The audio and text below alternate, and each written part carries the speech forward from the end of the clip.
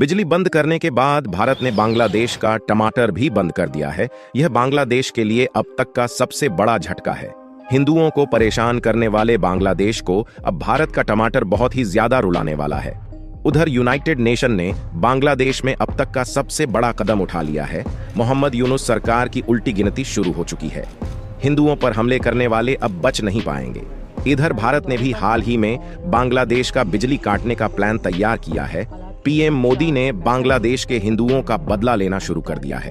भारत के मुख्य न्यायाधीश जस्टिस चंद्रचूड़ ने भी बांग्लादेश को कड़ी चेतावनी दी है। इसके साथ ही बांग्लादेश की नई सरकार ने रूस समेत कई देशों में एक ऐसा कांड कर दिया है जिसकी चर्चा तेजी से हो रही है। इसके साथ ही देखेंगे कि भारत ने आखिर क्या कर दिया है।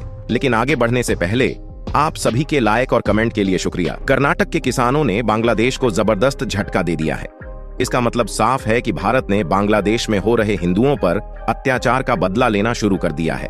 पहले बांग्लादेश को जो चीज बेहद आसानी से मिल जाती थी, उसके लिए अब उसे भारत के सामने घुटने टेकने पड़ेंगे। लेकिन देखिए, टमाटर वाले एंगल में एक ट्वीट है।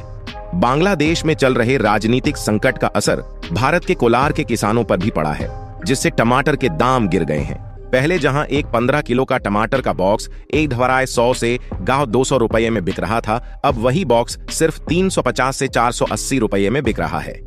जब व्यापार रिश्ते बिगड़ते हैं तो फिर दोनों देशों को नुकसान होता है। इसलिए भारतीय किसानों को भी नुकसान उठाना पड़ा है, लेकिन बांग्लादेश को ज्यादा झटका लगा है। कोलार एपीएमसी में टमाटर के दाम 40 रुपये प्रति किलो से गिरकर 12 रुपये प्रति किलो हो गए हैं, जबकि वहीं बांग्लादेश में महंगाई ने 13 साल का रिकॉर्ड तोड़ दिया है। क्या दर्शाता है कि भारत एक झटके में बांग्लादेश के अंदर महंगाई ला सकता है। एक तरह से बांग्लादेश की गर्दन हमेशा भारत के मुट्ठी में बंद है। बांग्लादेश को टमाटर मिल नहीं रहे। दंगा के कारण भारतीय ट्रक वहां तक पहुंच नहीं पा रहे, जिसके कारण टमाटर के अलावा अन्य खाद्य पदार्थों के मूल्य बढ़ते जा रहे हैं। पश्चिम बंगाल के व्यापारी जो टमाटर बांग्लादेश भेजते थे, उन्होंने खरीदारी में लगभग 50% की कटौती कर दी है। इससे समझा जा सकता है कि बांग्लादेश टमाटर के लिए भारत पर कितना ज्यादा निर्भर है। कई लोगों का मानना है कि यह सब भारत सरकार के इशारे पर किया गया है, लेकिन उम्मीद की जा रही है कि ऐसा सप्लाई चेन डिस्टर्बेंस होने के कारण हुआ है।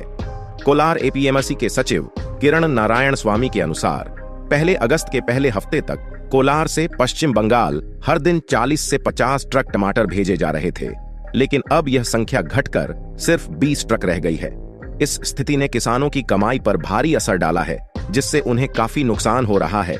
माना जा रहा है कि अब कर्नाटक के किसान अपने टमाटर भारत के अन्य राज्यों को ही सप्लाई करेंगे। इस तरह से भारत में टमाटर का रेट कम होता नजर आएगा, जबकि वहीं बांग्लादेश टमाटर के लिए तरस जाएगा। सिचुएशन चाहे जो भी हो, अब बांग्लादेश भारत का सामान आसानी से उसे नहीं कर पाएगा। अगर वह भारत की मदद चाहता है तो उसे पहले भारत की बात माननी पड़ेगी। भारत ने बांग्लादेश के हिंदुओं का बदला लेना शुरू कर दिया है। इसी बीच भारत का साथ देने के लिए यूनाइटेड नेशन ने भी अब तक का सबसे बड़ा फैसला ले लिया है, जिसकी बांग्लादेश को भी उम्मीद नहीं थी।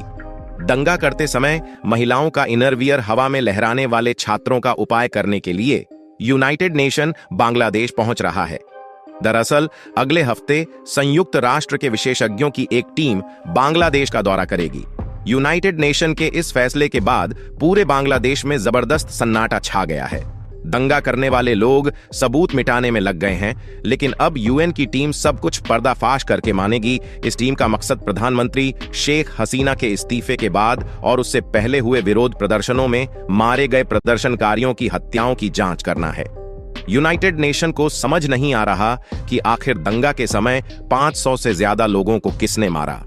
कहीं इन हत्याओं में दंगा करने वाले छात्रों का ही तो हाथ नहीं है। अगर इसमें दंगा वाले छात्रों का हाथ पाया गया तो फिर बांग्लादेश की नई सरकार को बर्खास्त भी किया जा सकता है, या फिर उसके खिलाफ यूनाइटेड नेशन के गंभीर प्रतिबंध भी लगाए जा सकते हैं। 1971 के बाद यूएन का बांग्लादेश में यह पहला दौरा होगा, जबकि आजादी के बाद यूएन की कोई टीम मानवाधिकार हनन की जांच के लिए वहां जाएगी। इस दौरे की घोषणा 15 अगस्त को की गई। इसे लेकर मोहम्मद यूनुस ने सोशल मीडिया प्लेटफॉर्म एक्स पर एक पोस्ट शेयर किया और कहा कि संयुक्त राष्ट्र की ये जांच टीम आ रही है, जो बांग्लादेश में जुलाई और इस महीने अगस्त की शुरुआत में हुई छात्र क्रांति के दौरान हुए अत्याचारों की जांच करेगी। देखिए दोस्तों, यह बेहद शर्मनाक बात है कि पढ़े लिखे और नोबेल प्राइज विजेता मोहम्मद यूनुस छात्रों के क्रूरता, हिंसा और अपराध को क्रांति बता रहे हैं। आप मुझे बताइए कि इन छात्रों ने दंगा करते समय महिलाओं के इनर वियर को हवा में लहराकर कौन सा क्रांति लाती है? क्या नोबेल प्राइज विजेता को यही पढ़ाया लिखाया गया है? छात्रों के इस क्रूरता भरी हिंसा को क्रांति का संज्ञान देकर मोहम्मद यूनुस ने यह दर्शा दिया है कि उन्हें अमेरिका के रहमो करम पर नोबेल प्राइज मिला हुई है, इससे ज्यादा और कुछ नहीं। बताया जा रहा है कि संयुक्त राष्ट्र मानवाधिकार प्रमुख वोल्कर तुर्क ने 14 अगस्त रात को मोहम्मद यूनुस को फोन करके इस कदम की जानकारी दी, जिसके बाद पूरे बांग्लादेश में हड़कंप मचा हुआ है। कई लोगों का यह भी मानना है कि संयुक्त राष्ट्र ने बांग्लादेश में घुसकर जांच करने का निर्णय भारत के दबाव में लिया है, क्योंकि जिस प्रकार हिंदुओं पर हमले हो रहे थे उसे लेकर भारत, अमेरिका समेत दुनिया के कई कोनों से आवाज उठने लगी थी, जिसे नजरअंदाज कर पाना संयुक्त राष्ट्र के लिए संभव नहीं था।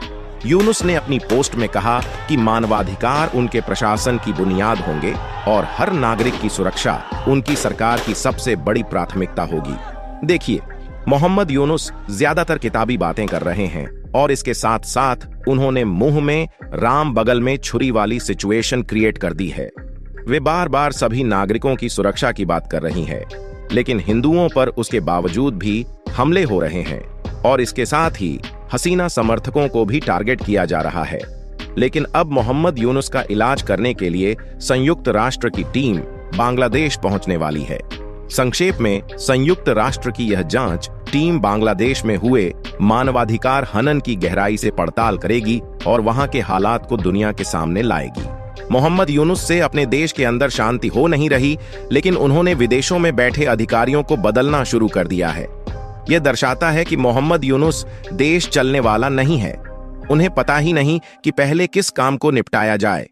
जब आपके घर में आग लगी हो, उसे वक्त आपको विदेश नीति पर ध्यान नहीं बल्कि गृह मंत्रालय को ठीक करने की जरूरत होती है। दरअसल बांग्लादेश की नई अंतरिम सरकार ने अमेरिका, रूस, सऊदी अरब, जापान, जर्मनी, यूएई और मालदीव में तैनात अपने राजदूतों को वापस बुलाने का फैसला किया है। ये राजदूत शेख हसीना के कार्यकाल में नियुक्त किए गए थे। यह दर्शाता है कि यूनुस बेहद तेजी से सब कुछ अपने कंट्रोल में लेना चाहते हैं, क्योंकि वे डरे हुए हैं और अगर यूएन रिपोर्ट में उनकी सरकार के खिलाफ कुछ जानकारी मिल गई तो फिर उनके प्रधानमंत्री बनने का सपना भी चकनाचूर हो जाएगा। बांग्लादेश में 8 अगस्त को नई सरकार के गठन के बाद से प्रशासन में बड़े बदलाव किए जा रहे हैं। जितने भी हसीना सरकार के द्वारा नियुक्त किए गए अधिकारी थे, उनके साथ फेरबदल किया जा रहा है। बांग्लादेश के विदेश मंत्रालय ने अपनी वेबसाइट पर इन 7 देशों के राजदूतों को वापस बुलाने की नोटिफिकेशन जारी की है।